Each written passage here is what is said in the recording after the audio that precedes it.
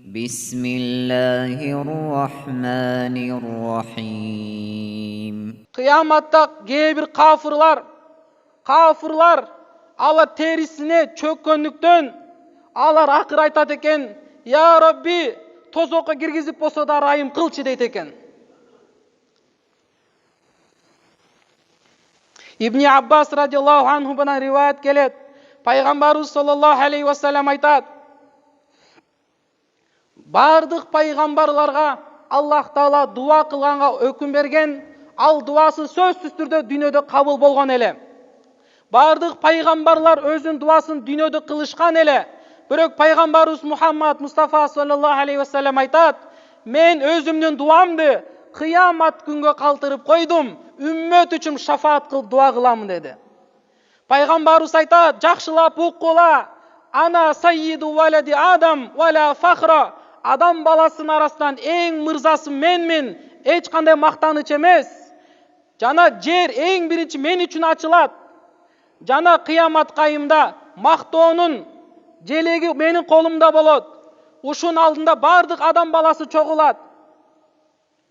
Кыямат күнү адамдар ушунчалык коркунучка келет, гам, ушунчалык кыйынчылык. Адам алейхиссаламга барышат экен. Бардык адамдар ушул кыяматта Адам деген пайгамбарга барышат. Ага бар айтышат: "Я абал башар, о бардык адамзаттын калайыктын атасы, ишфа лана иля роббика лияқди байнана". Сиз болсо Аллага дуа кылыңызчы.